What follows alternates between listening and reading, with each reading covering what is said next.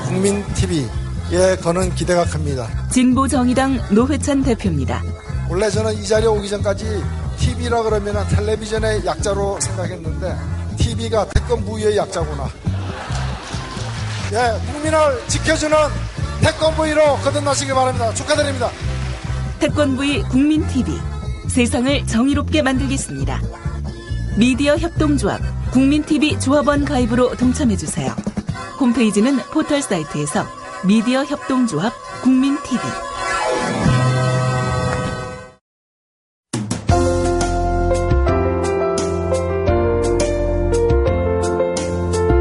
정직한 관찰, 따뜻한 대화.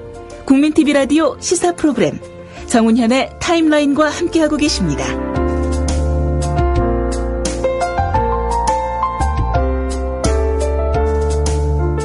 5.18 광주 민주항쟁 33주년을 맞아 몇몇 종편에서 5.18 당시 북한군이 개입했다는 황당한 주장을 펴 논란이 일었습니다. 이런 가운데 국가보훈처가 5.18 기념식에서 임을 위한 행진곡의 재창을 끝까지 막는 바람에 기념식이 반쪽으로 나뉘어 진행되는 등 파행을 겪기도 했습니다. 5.18 민주화 영령들에게는 참으로 부끄러운 일이 아닐 수 없지요. 오늘 이 시간에는 이 같은 사태가 빚어진 배경과 그간의 경과, 그리고 향후 전망 등에 대해 짚어보기로 합니다. 먼저 김효진 기자가 이번 사태를 간단히 정리해 본 후 저와 김 기자가 국가보훈처의 보훈정책청에 대해 살펴볼까 합니다. 네, 지난 13일에요. 조선일보 종편, TV조선하고, 동아일보 종편 채널A가 각각 이 탈북자를 프로그램에 출연을 시켜서 1980년 5.18 당시 북한군이 광주 현장에 투입돼 시위를 주도했다고 보도를 했습니다. 한마디로 이게 어처구니 없는 주장이 아닐 수가 없습니다. 두 종편은 이들의 신분을 정확히 밝히지도 않은 채로 그들의 발언을 가감없이 보도해서 물의를 빚고 있는데요. 한 가지 특이한 점은 두 종편이 소속된 이 조선일보하고 동아일보는 이런 내용을 본지에서 보도하지 않아서 궁금증을 자아내고 있다는 그런 점입니다. 5.18 희생자 단체 등은 현재 소송을 준비 중인 것으로 알려졌고 향후 이 보도를 두고 논란이 가중이 될 전망입니다. 한마디로 어처구니 없는 주장이죠. 5.18 민주항쟁은 이미 역사적으로 평가가 내려진 사실이며 그날을 국가기념일로 지정하고 희생자들이 묻힌 5.18 묘역은 국립묘역으로 지정해서 국가가 또 관리하고 있습니다. 게다가 그 피해자나 가담자들을 국가유공자로 지정한 상황인데요.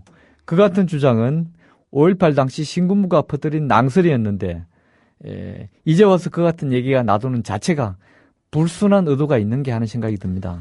네, 국가보훈처가 5.18 기념식에서요, 임을 위한 행진곡의 재창을 끝까지 막는 바람에 기념식이 반쪽으로 나뉘어 진행이 됐습니다.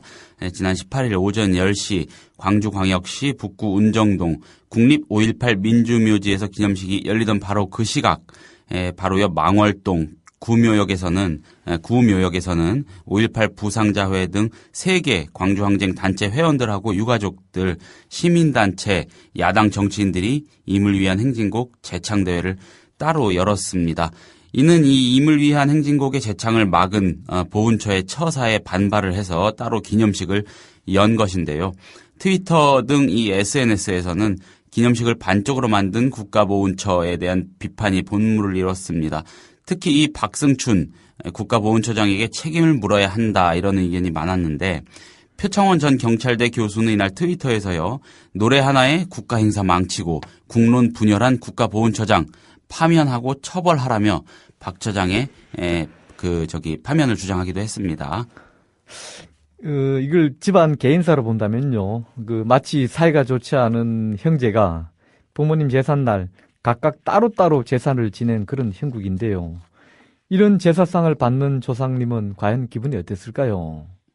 문제는 앞에서 김 기자가 언급한 대로 임을 위한 행진곡이라는 노래 때문인데요. 이 노래는 비단 광주 항쟁뿐만 아니라 독재 정권 하에서의 민주화 운동을 상징하는 대표적인 노래이자 또 대중적으로도 널리 사랑받고 있는 노래이죠. 그런데 국가보훈처가 굳이 이 노래를 공식적으로 제창하는 것을 막는 것은 민주화운동의 정통성을 정면으로 부인하는 처사라고 할 수 있겠습니다. 예, 앞서 정운현 이사께서 말씀을 하신 대로 5.18 광주항쟁 참가자들도 보훈 대상자로 지정돼 있다면은 이는 보훈처의 자가당착적인 그런 행동 아닐까 싶은데요. 맞습니다. 국가보훈처가 지정한 보훈 대상을 보면요. 독립유공자, 일제하의 독립유공자, 그 다음에 국가유공자, 월남전, 한국전의 참전유공자, 그 다음에 5.18 민주유공자, 심지어 월남전의 고엽제 피해자, 특수무 유공자, 제대군인 이런 분들이 보훈 대상에 포함되어 있습니다. 독립유공자 관련 행사에서 독립군가를 부르는 것이 자연스럽듯이요. 5.18 기념행사에서 임을 위한 행진곡을 부르는 것은 지극히 자연스러운 게 아닐까요? 그렇다면 국가보훈처가 왜 이런 행동을 했다고 보시는지 한 말씀 부탁을 드립니다. 국가보훈처 전체의 문제는 아니라고 저는 생각합니다. 오히려 박성춘 국가보훈처장 개인 차원의 문제라고 보는 것이 더 정확할 텐데요. 앞서 과거 5.18 기념행사에서는 참석자들이 이 노래를 아무런 제약 없이 불렀습니다.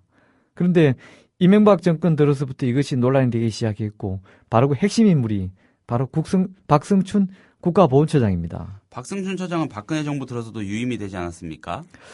그렇죠. 이명박 정권 때의 강요 가운데서 박근혜 정부에서 유임된 사람은 딱 2명입니다.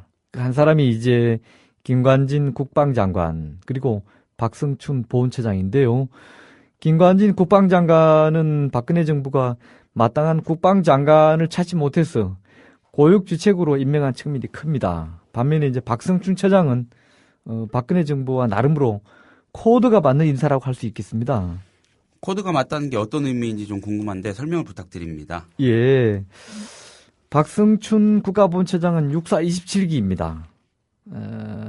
참여정부 시절인 2004년에는 국방부 정보본부장으로 근무하다가 당시 북한 경비정의 서해 국방안개서 즉 NLL 침범 사건과 관련해서 북한과의 교신 내용을 일부 언론에 공개해서 무리를 빚고 옷을 벗었습니다.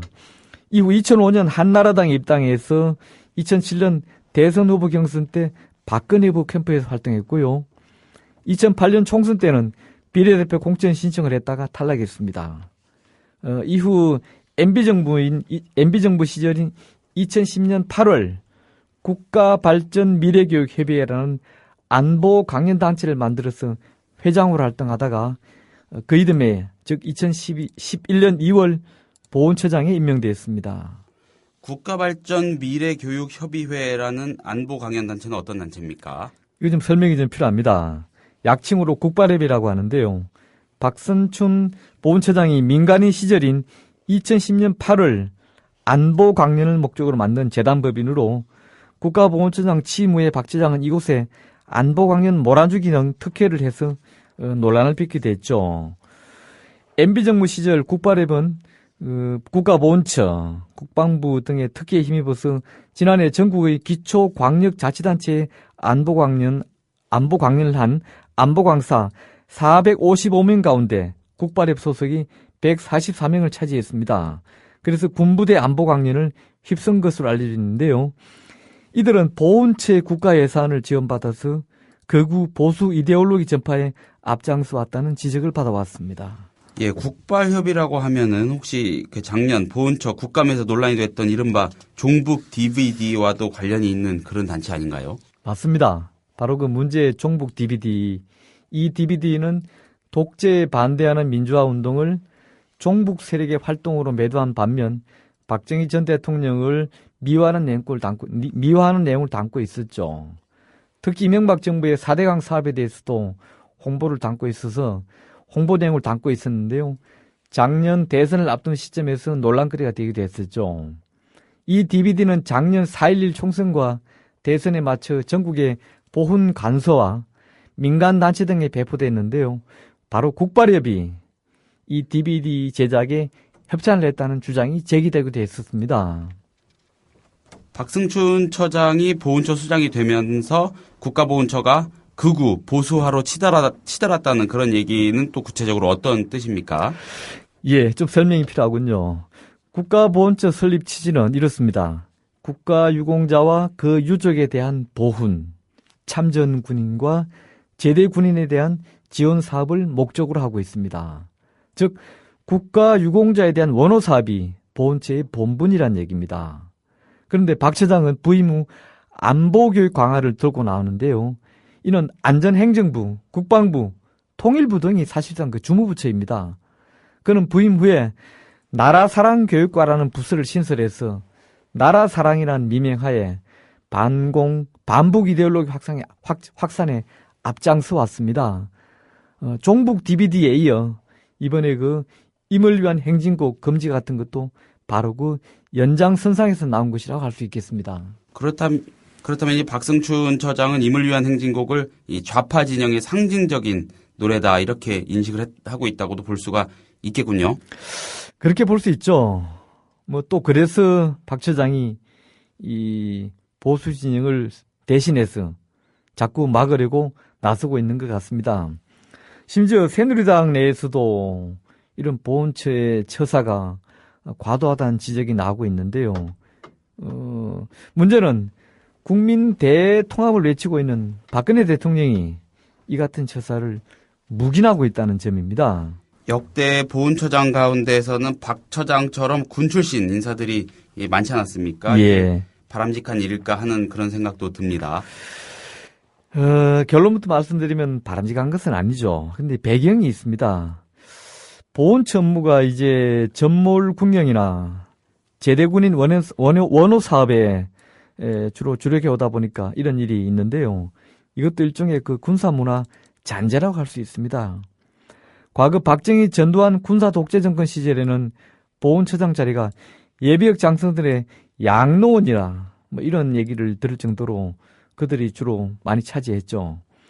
출신이 이렇다 보니까 이들이 즉 보훈처장들의 출신이 예비역 장성들이다 보니까 이들이 항일 애국 선열이나 4.19 또는 광주 5.18 민주화 유공자보다는 주로 전몰 군경이나 제대군인 쪽에 비중을 뒀던 점을 부인하기 어렵습니다. 그런데 엄격히 말하면 이런 보훈처장의 직무유기요, 법규 위반이라고 할 수 있습니다. 그런데 이번에 조선 동아의 종편과 달리요, 이 중앙일보 종편 JTBC는 탈북자의 북한군 개입 증언을 내보내지 않았던데, 이거는 어떻게 보세요? 예, 아까 김영민 PD랑 조간 브리핑에서도 잠시 언급을 했고, 한도입니다만 중앙일보 종편 JTBC는 관련 보도를 하지 않았습니다.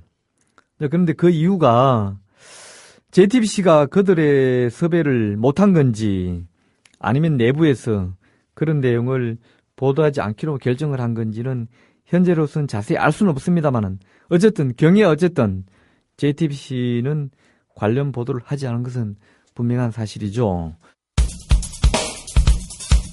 국민TV 라디오 시사 프로그램 정운현의 타임라인을 듣고 계십니다. 지금은 초대석 시간입니다. 네, 오늘 초대석 시간에는 초대 손님을 모시는 대신에 저와 김효진 기자가 이번 5.18 관련 얘기와 그다음에 우리나라의 보훈 정책 등에 대해서 이것저것 짚어보고 있습니다.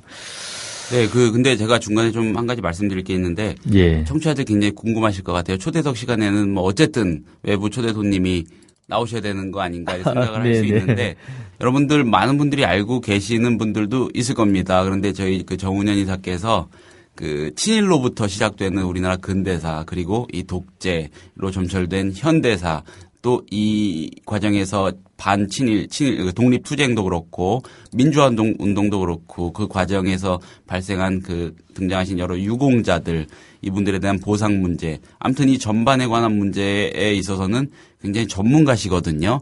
이 부분을 지금까지 천착해 오셨고, 관련 저술 활동도 왕성하게 하셨고 지금도 하고 계신 걸로 알고 있습니다. 그렇지 않습니까, 이사님? 아이고 쑥스럽네요. 예. 그래 얘기하시니까. 예, 그래서 이 5.18이 저희가 또 주말도 껴있고 해서 바로 다루지는 못했습니다만은 중요하게 짚고 넘어가야 되는 문제이기 때문에 이 말씀을 해주실 분을 찾던 중 좀 저희 자랑 같지만은 저희 미디어 협동조합에 계신 이 정운현 이사만큼 말씀을 해줄 수 있는 분이 계실까 해서 저희가 이렇게 결정을 했습니다. 그래서 좀 놀라시고 의아하신 분들도 있으시겠지만은 그렇게 이해하시면 될 거고요. 이사님 오랜만에 이런 얘기 직접 하시니까는 기분이 어떠십니까? 오늘은 진행자인 제가 이 해설자를 하고 있으니까 네. 좀 어색한데요.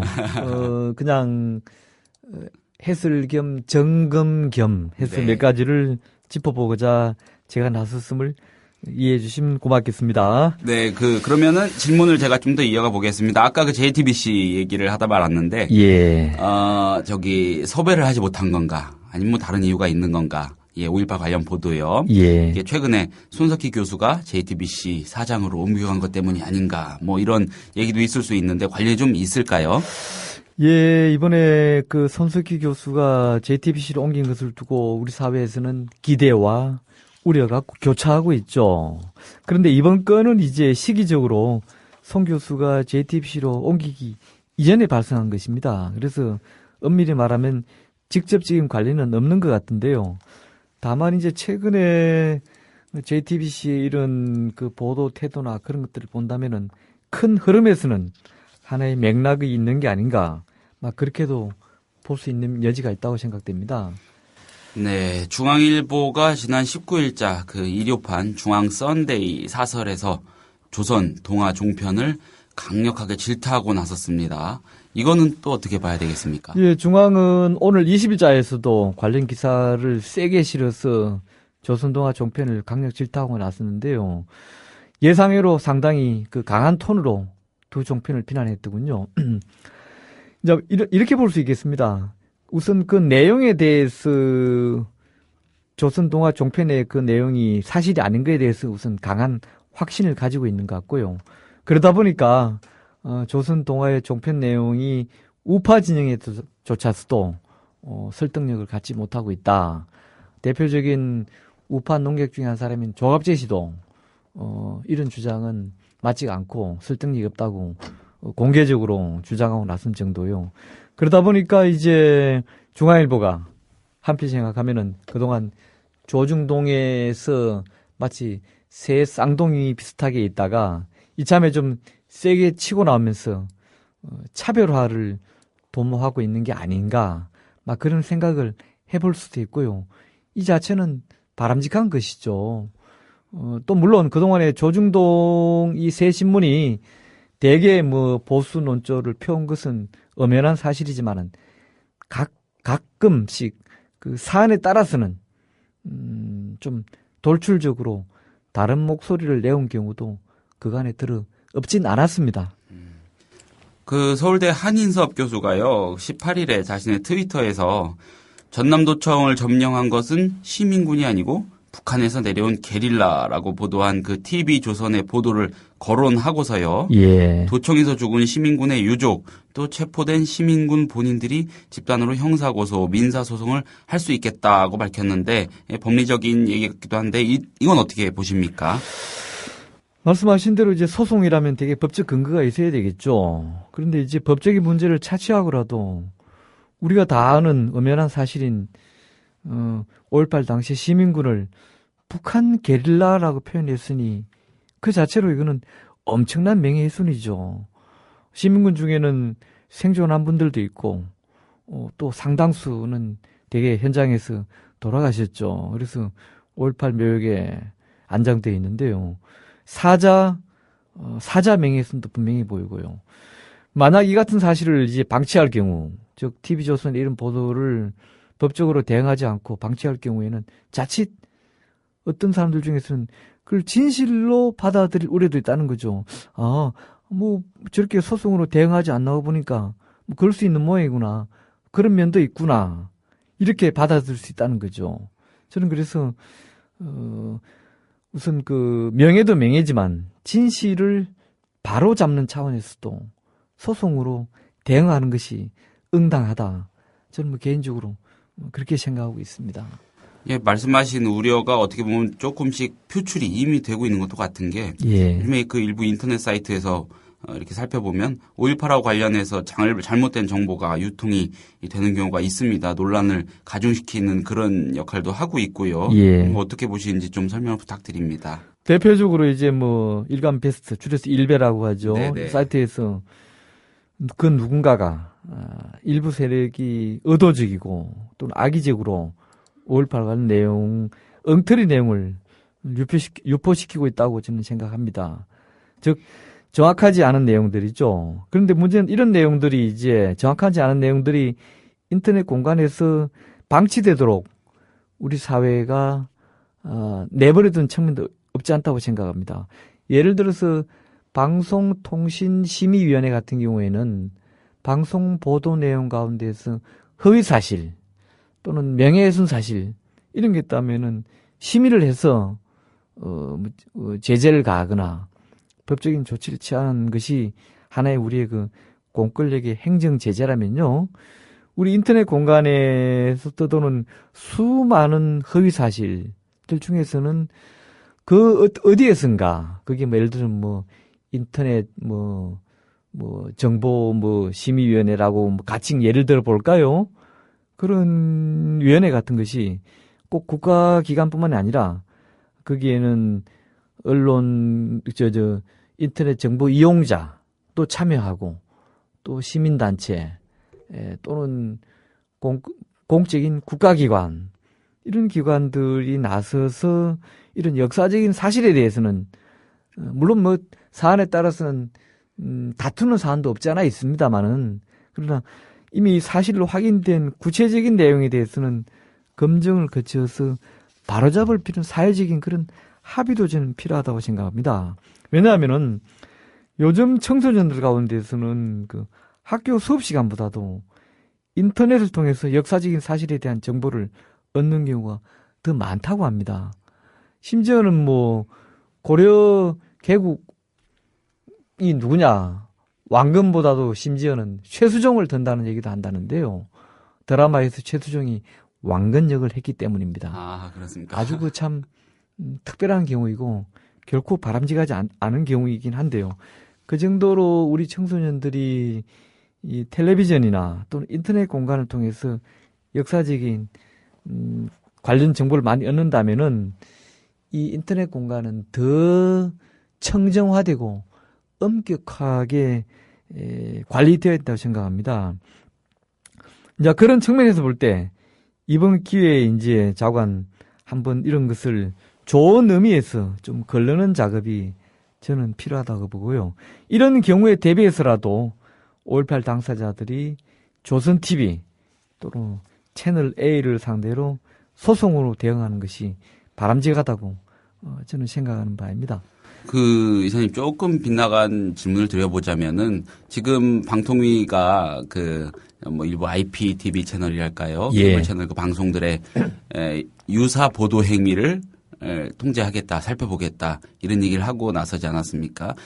조금 밑으로부터 아래에서부터 어떤 언론 통제, 손보기 작업을 좀 시작하는 거 아니냐 이런 우려도 나오고 조금씩 이제 색깔을 드러내는 거 아니냐 이런 얘기도 나옵니다. 굉장히 기민하고 적극적인 예. 그런 곳인데 사실 이런 역사를 완전히 왜곡하는 지금 이거는 국가를 부정하는 것일 수도 있습니다. 그럼요. 예. 지금 국가의 국립 어떤 기관으로서 광주 묘지를 운영을 하고 있고 예. 또 뭐 대통령이 참여하는 기념식까지 하고 있다는 그럼요. 것은 국가가 이거를 인정하는 거고 그 역사적 가치를 되새겨야 한다는 거를 인정한다는 거거든요.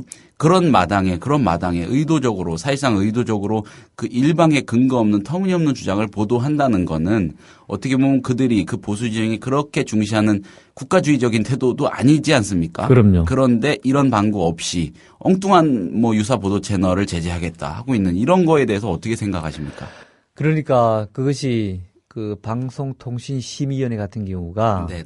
물론 이게 이제 인터넷에 있는 자료까지를 심의하고 책임지는 부서는 아니라고 합니다만은 어찌보면 국가기관이 국가가 나서서 유공자로 인정하고 그들의 희생자들이 안장된 묘역을 국립묘지로 하고 있고 말씀하신 대로 어제 기념식에는 대통령이 참석하는 그런 5.18 민주항쟁 관련해서 엉터리 내용이 나돌고 있는 것은 어떤 국가기관도 나서서 제대로 관리하거나 정비하지 않으면서 방송통신심의위원회가 방송통신을 담당한다는 명분 하에서 네. 케이블 같은 데서 보도 뉴스 보도를 하는 것을 제지하고 나서겠다는 것은 어찌 보면은 그들이 월권행위라고 할 수 있죠. 사실은 보도라는 것이 우리가 어디까지를 보도로 봐야 되는 것입니까? 예를 들어서 정권 전문 케이블에서 정권 관련해서 그 정권 시세가 오르내리는 것이 어찌 되면 정치적인 이유 또는 뭐 국제적인 이유 그런 것들을 관련해서 언급하는 것은 그건 보도 아닙니까? 뉴스 아닙니까? 마찬가지죠. 네. 예를 들어서 뭐 관광 전문 케이블 뉴스에서 지금 우리나라의 뭐 관광이 예를 들어서 남북 관계로 인해서 관광객이 끊어졌다. 그래서 최근에 이제 한반도에 안보 관련 사항을 좀 보도했다. 그럼 그건 뉴스 아닙니까? 뉴스죠. 꼭 그러면 안보는 그러면 아니 꼭 관광 전문 채널은 우리나라에 뭐 어디에 가면 어디 볼거리가 있고 어디에 가면 맛집이 있고 이것만 보도해야 되는 것입니까? 그렇게 볼 수 없습니다. 그러니까 우리 사회에서 정치나 이런 문제는 우리 사회 각종 현안에 긴밀한 관련을 갖고 있고 정치가 또 우리 사회 현안에 어떤 그 영향을 주지 않는 것은 아무도 없지 않습니다. 다 그러니까 정치와 관련돼 있고 때로는 국제 뉴스와도 관련을 맺고 있다는 것이죠. 그런데 그것을 보도라고 하는 그런 일도 양단의 네. 어떤 잣대를 가지고서 보도를 하겠다고 하는 것은 참 그건 당치 않은 것이죠. 부적절한 것이죠. 아마 사회적인 논쟁과 비판을 피해가기 어려울 것입니다. 저희 국민 TV 라디오 뉴스에서도 몇 차례 전해드렸습니다. 이 종편의 보도 행태를요. 근데 방송을 체크해봐도 어디에도 근거가 없습니다. 그 사람들이 하는 말인데 주로 이런 주장은 그 탈북자라는 사람들의 입에서 나오는 게 거의 다인 것 같아요. 아까 말씀하셨듯이 조갑재 대표도 공식적으로 말이 안 된다는 입장을 표했고 궁금한 게 하나 있습니다. 이사님께서 전문가시니까 이런 주장이 어떤 합리적인 과학적인 근거나 어떤 역사적인 그 사료에 의해서 제기가 된 적은 있습니까? 없습니다. 그동안에 말씀하신 대로 합리적인 주장이나 타당한 근거를 가지고 제기된 적은 없고요. 신군부가 5.18, 5.17 계엄 확대에서부터 광주 지역 민간인들을 학살할 당시에 뭐 늘 우리가 쓰는 수법이 있죠. 그들이 뭐 북한의 도발이다. 북한에서 누가 파견됐다. 늘 책임을 북한에 물던 것이 우리의 버릇이었는데요. 나중에 그들의 재판 과정에서 이 같은 낭설은 허위임이 이미 드러났고요. 그래서 이 얘기가 그 당시 잠시 나돌다가 한 30년 가까이 조용했었는데 올해가 이제 33주년인데요. 5.18. 네. 왜 이 시점에서 이 같은 그 주장이 다시 되풀이 되는지 저는 도저히 이해하기 어렵습니다. 그리고 아까 말씀하신 대로 이런 주장이 타당성을 가지려 그러면은요. 우선 공적 매체라고 할 수 있는 두 종편 같은 경우에가 그 두 사람들을 등장시켜서 그 목소리를 방송으로 내보내기 이전에 적으나 의식이 있는 언론인들이라면은 한번 검증했어야죠. 그들의 주장이 상당한 타당성이 있는 것인지 아니면은 해괴한 것인지 그 정도의 기반 하에서 이건 우리가 좀 위험을 감수하고라도 이건 정말 근거가 있고 새로운 주장인 만큼 방송을 해야 되겠다라고 한다면 할 수 있는 것인데 제가 보기에는 그런 감정 과정이 부족하지 않았나 싶고요. 그래서 두 방송은 책임을 져야 한다는 것입니다.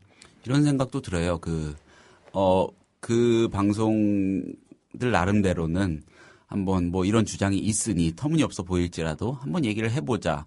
그래서 나름대로 근거도 좀 제시해주고 반론도 좀 실어주고 이런 멋진 기획을 해봤을 수도 있는데 구상했을 수도 있는데 전혀 없지 않겠습니까? 어디서 찾아도 그 얘기를 하려면 그 사람들 말을 내보내는 수밖에 없을 테니 예. 그렇게 하지 않았을까 하는 생각도 그렇게 듭니다. 하기에는 그들이 그 출연자들의 발언이 가져온 후폭이 너무 컸습니다. 그렇습니까? 말씀하신 대로 예. 그냥 뭐 그럴 수도 있겠다. 네. 그 재미있네. 뭐 그런 주장도 있네. 정도로 받아들이기에는 이 내용은 너무나 엄청난 기존 사실, 역사적인 사실을 뒤엎고 부정하고 심지어 그래서 그동안에 그렇다면은 국가가 5.18 관련자, 희생자나 현재 또 생존해 계신 분들에게 네네. 북한군들에게 훈장을 주고, 예를 들면 북한군들에게 연금을 주고, 북한군들에게 뭐 피해 보상액을 줬다는 얘기인데, 네. 또 그들의 일부는 5.18 국민묘지 묻혀있다는 얘기인데, 그렇죠. 이게 대체 말이 되는 얘기냐는 거죠. 그런 점에서 이게 문제가 있다는 것입니다. 그 보도가 된 이후에 언론에서 그 비판한 내용들을 살펴보니까 뭐 이런 지적도 있습니다. 예.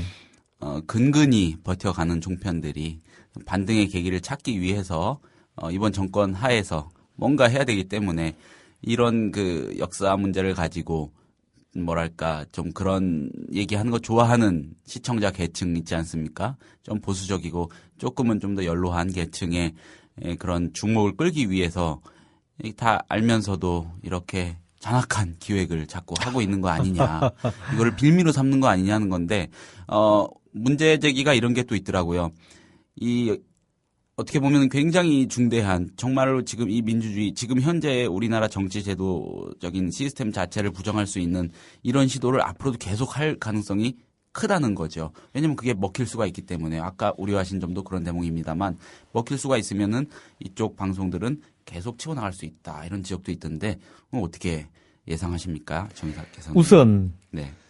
종편이 지지율과 사업 수익에서 부진을 면치 못하고 있죠. 네.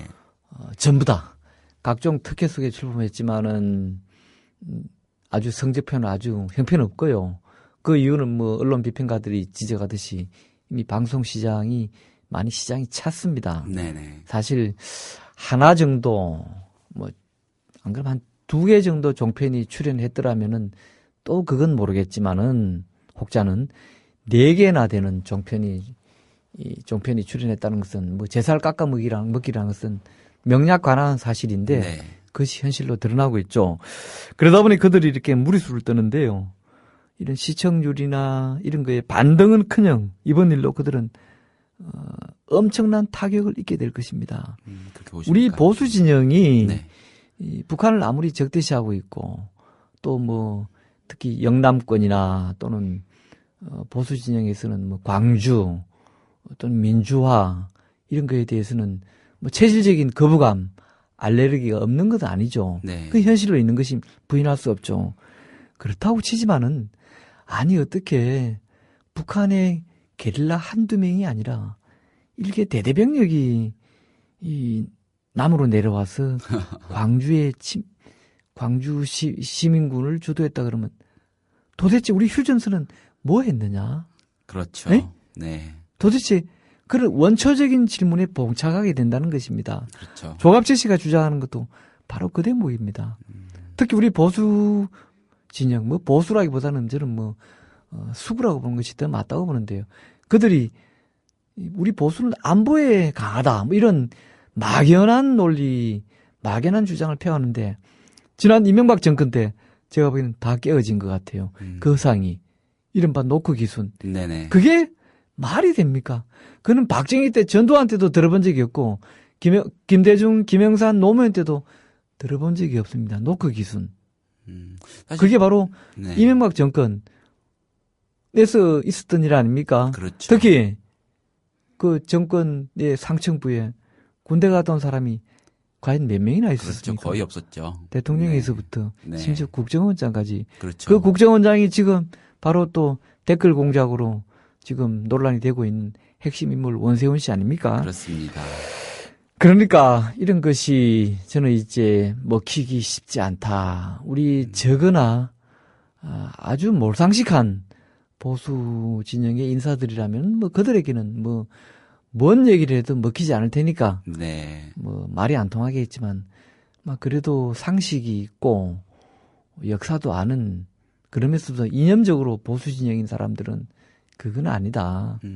어떻게 북한군 1개 대대가 뭐 서해안으로 왔다는 거냐, 뭐 경기도 뭐 땅굴을 뚫고 왔다는 거냐, 뭐 AN2기 뭐 비행기를 타고 왔다는 거냐, 그건 아니다.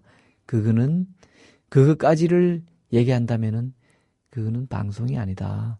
그래서 저는 먹히지 않는다. 이렇게 보고 있는 사람들도 이제는 많다고 생각합니다. 그 보수 특히 엄밀히 따서 수구 세력을 두고서는 전 양반들은 북한 없으면 정치 어떻게 할까 뭐 이런 얘기로 비아냥거리기도 하는데 요즘 방송 봐도 북한 없으면 저 방송국은 방송 어떻게 할까 뭐 이런 생각이 드는 경우가 있는 것 같습니다. 아까 그 일베 얘기 조금 해주셨었는데 예. 일베에서 이 몇몇 네티즌들이요 5.18 희생자의 관을 두고 홍어 포장 운운한 것은 이거는 과도한 차원을 넘어선 거죠. 이건 심각한 모욕이고 일탈적인 발언이라고도 할 수 있겠지 않습니까? 그렇게 말고요. 그분들이 왜 도청의 관을 쭉 나열해 놓은 장면 사진, 그다음에 옛날에 구묘역 이쪽으로 관을 시민들이 이동하는 옮기는 운구하는 장면, 네. 뭐 몇몇 사진은 우리 눈에 선한데요. 네. 그 길바닥에서 피를 흘리고 이미 숨을 거둔 분들, 네. 그다음에 군인들이 그 교련복을 입은 젊은이들을 엎어놓고 엎드려 놓고 등 뒤로 목 뒤로 손을 잡고 두들을 패고 있는 그 사진, 그런 과정에서 그분들이 목숨을 잃었는데요. 그 참혹한 죽음의 실상을 조금이라도 안다면은 이런 말은 할 수 없는 것이죠.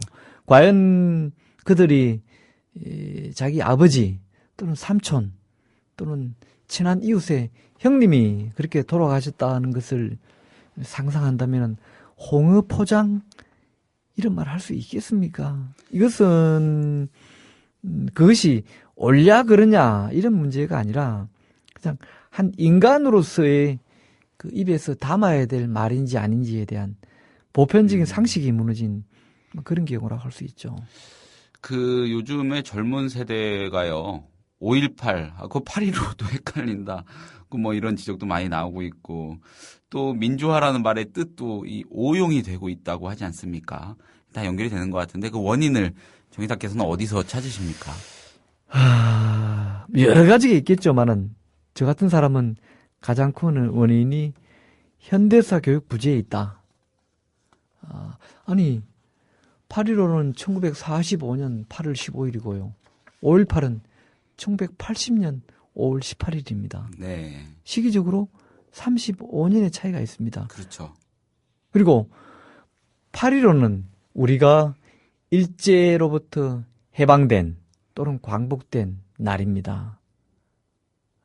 그리고 5.18은 아시다시피 전두환 신군부의 탄압에 항거한 광주 지역 민중들의 항쟁입니다. 네. 내용이 전혀 다릅니다.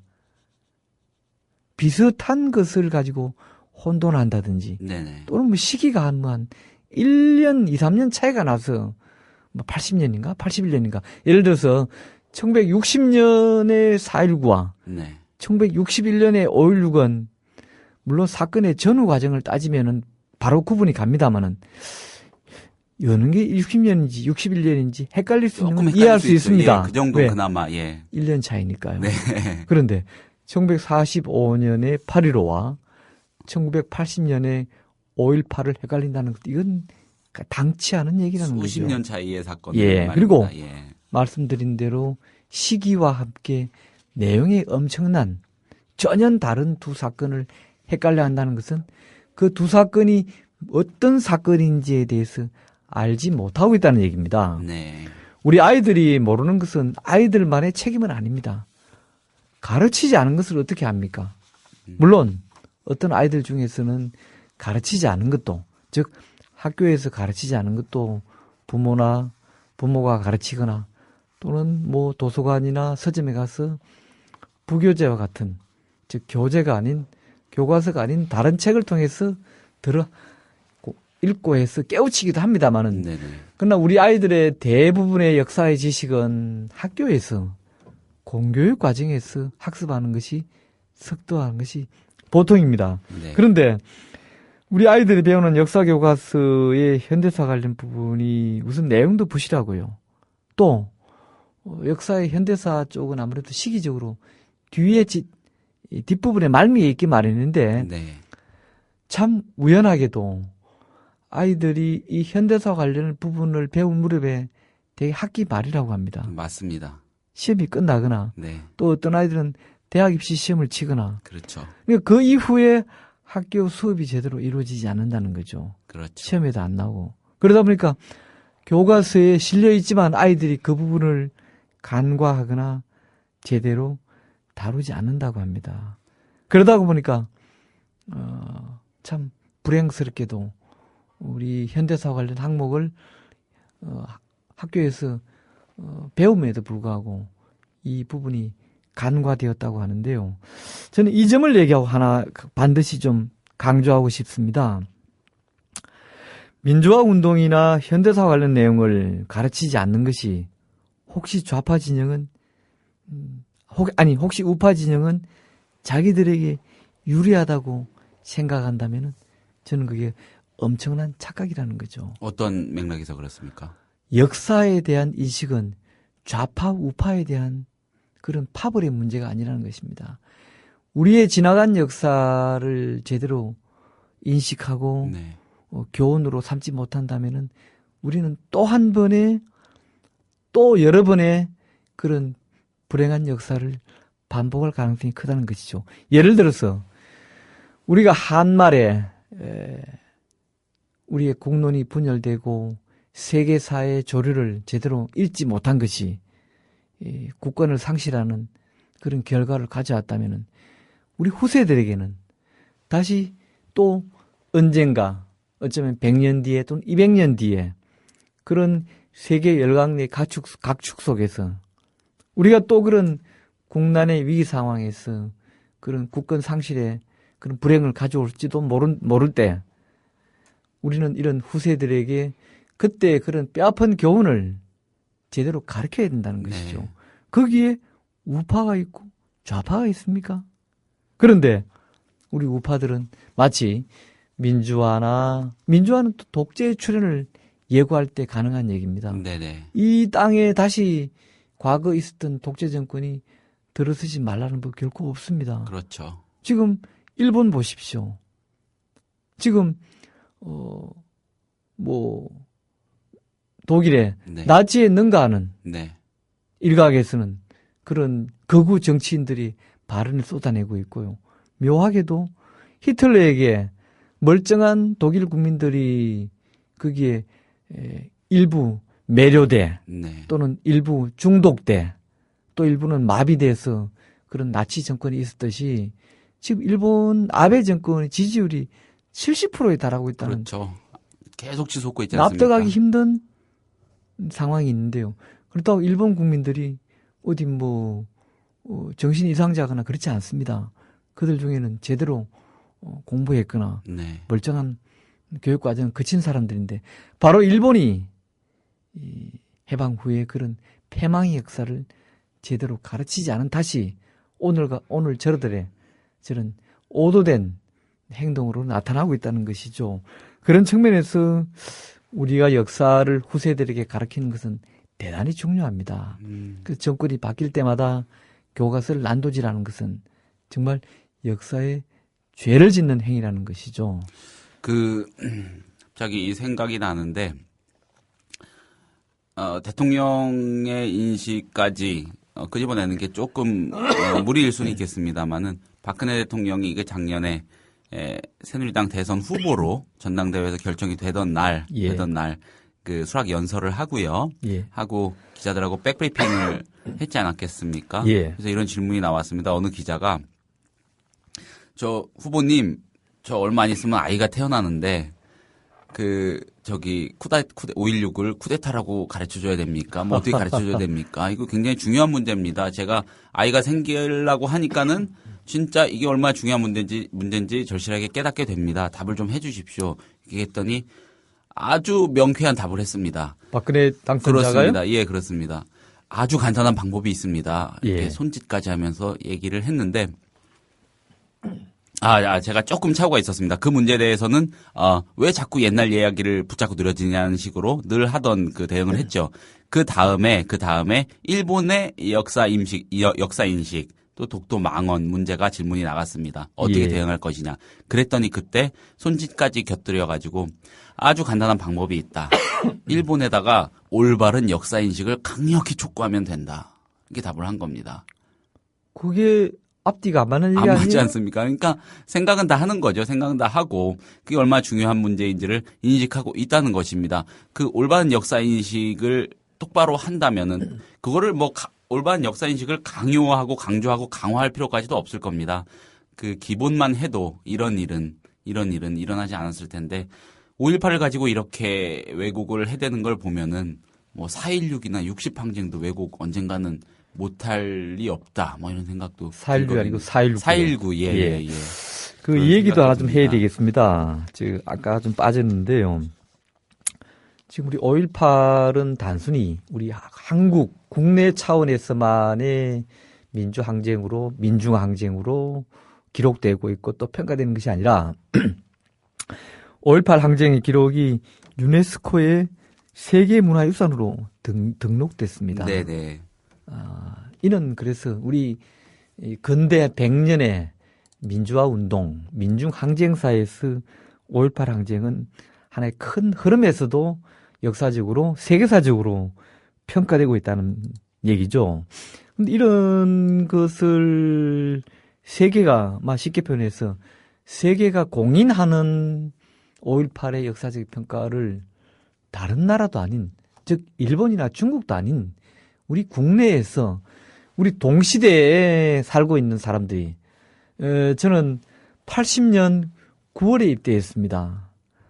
제 개인적인 얘기를 잠깐 하자면요. 80년 군번이시고요. 예. 제가 그래서 논산훈련소 한 달 훈련을 마치고 저는 부산 당시 이광구 사령부에서 근무를 했는데요. 제가 있던 부대 정문에는 부산 경남지구 위수사령부라는 간판이 걸려 있었습니다. 즉, 그래서 저는 군대 자대에 배치돼서 초기에 네. 전경들이 하는 충정 훈련을 우리는 많이 했습니다. 즉 80년 9월, 10월 그때까지만 하더라도 이제 물론 그 이후로 대학가에서나 이렇게 시위가 가열되긴 했습니다만은 저 같은 50대 중반인 사람들도 80년 5.18에 당시대에 살았던 동시대인이라는 것입니다. 네. 이미 벌써 우리가 뭐 200년, 300년 전에 옛날 얘기를 하는 게 아니라 이 시대에 우리가 목격하고 들은 것을 불과 30년 만에 이렇게 벌써 역사적 사실을 부인하고 또 폄훼하는 이런 얘기가 오가고 있다는 것은 정말 놀랍고 그다음에 참 두렵기조차 한 얘기라고 할 수 있겠습니다. 네, 마지막으로 하나 더 여쭙겠습니다. 이번 사태, 이걸 사태로까지 표현을 충분히 할 수 있을 것 같아요. 이사님 말씀을 들어보니까. 이번 사태를 수습하는 길, 가장 적합한 길이 뭐라고 보시는지 부탁드립니다. 예. 저는 딱 부러진 생각을 가지고 있습니다. 우선 이번 사태의 실마리를 제공한 국가보훈처의 책임이 크다. 이렇게 생각하고 있고요. 구체적으로는 박성춘 보훈처장이 책임을 지고 사퇴해야 된다. 네. 이렇게 생각합니다. 아울러 이제 그와 함께 임을 위한 행진곡을 5.18 행사의 공식 노래로 지정해야 된다. 국가가 정식으로 특별법을 만들어 쓰든 그렇게 되면 앞으로 이제 뭐 이 노래가 노래를 부르는 것이 제창하는 것이 뭐 마땅하니 안 마땅하니 그런 논란이 없을 것 아닙니까? 그래서 이번 기회에 임을 위한 행진곡을 5.18 공식 행사 노래로 지정하는 것이 필요하고요. 뭐 이런 법안을 준비하고 있다는 얘기도 들은 것도 같습니다만은 또 하나 제가 부각할 것은 아울러 이런 논란에 아까 제가 이런 얘기를 했습니다. 이번 논란에 박근혜 대통령이 국민 대통합을 외치면서도 이런 분란을 일으킨 국가보훈처장 또는 보훈처에 대해서 묵인하고 있다. 저는 이것이 문제가 있다고 보고요.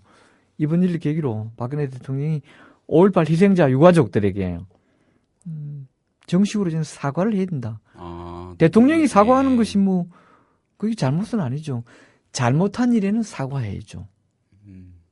왜? 대통령은 국민이 뽑은 국민의 대표입니다. 100번이라도 할 수 있는 것이죠. 대통령이 사과하는 것이 어디 그게 무슨 문제입니까? 사과할 일에는 응당 사과해야 된다. 왜? 국정 최고 책임자로서 그 희생자들 그리고 유족들에게 큰 결례를 했다. 예의를 갖추지 못했다.